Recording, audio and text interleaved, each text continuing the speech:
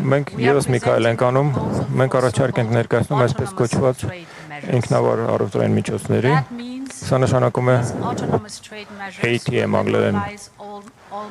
սա նշանակում է այս ATM-ները կազատականացնեն Հայաստանի արտահանումների մոտավորապես 80%-ը դեպի Եվրոպական միություն, սրանով սա նշանակում է, որ 80%-ը ձեր առևտրի մեզ հետ այժմ փսակագների ենթակա չի լինի։ Սրանով մենք կարող ենք վերաուղղորդել այն արտադրանքները, որոնք այժմ մեծապես ապահովում են ռուսական շուկայի վրա, եւ դրանք ուղարկել Եվրոպական միության միասնական շուկան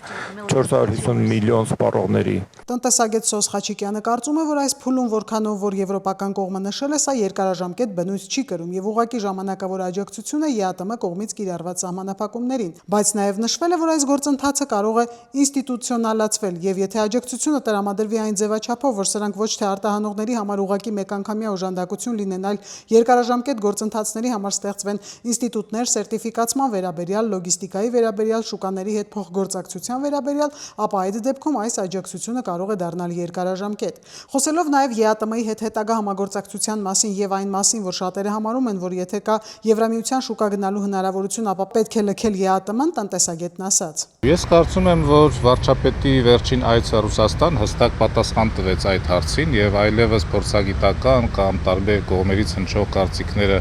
շատ մեծ նշանակություն չունեն, իսկ ուղերձը հետեւյալն էր, որ ԵԱՏՄ-ն պետք է երաշխավորի ֆինանսների, ապրանքների եւ ծառայությունների ազատ տեղաշարժը, կապիտալի ազատ տեղաշարժը անդամ երկրների միջև եւ սա է գլխավորը։ Հակառակ պարագայում ԵԱՏՄ-ն որպես ինստիտուտ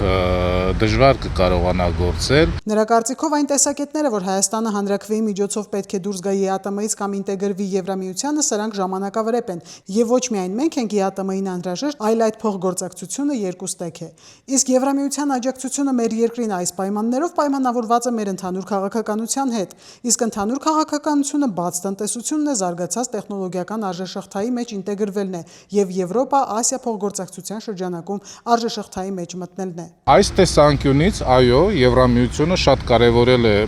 Հայաստանի Հանրապետության կառավարության աշխատանքը եւ ես կարծում եմ, որ սրանք են ընկած այն գործոնների հիմքում,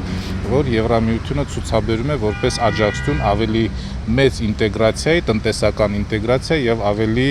դյուրին հաղորդակցության նպատակով։ Հարցին թե կարող ենք ասել, որ այլևս անցյալում են հասարակության որոշ խմբերի կողմից շրջանառվող այն մտահոգությունները, որ եթե դեպի ռուսական շուկա մեր ապրանքների մուտքը փակվի, ապա երկիրը լուրջ խնդիրների առջև կկանգնի, տնտեսագետն ասաց, որ ճիշտ մոտեցում չէ ժամանակակից հասարակական հարաբերությունների պայմաններում, եթե դու կառավարման համակարգի նկատմամբ առաջ քաշես այն մոտեցումը, որ ամեն ինչ կախված է մեկ երկրից։ Դա կլինի անվտանգությունը, դա կլինի տնտեսական անկախությունը, դա կլինի քաղաքականությունը։ Այդ մոտեցումներից պետք է զերծ մնալ։ Իդեպ, Եվրամիության ընդլայնման հարցերով հանձնակատար Մարթա Կոսնելի աջակցություն հայ արտադրողների իր Facebook-յան էջում տեղադրել էր լուսանկարները եւ տեղեկացրել, որ հայկական ծիրանից ջեմ է պատրաստել եւ կոչ էր արել սուպերմարկետ մտնելուց ուշադրություն դարձնել հայկական ծիրանին, կերասին եւ սալորին։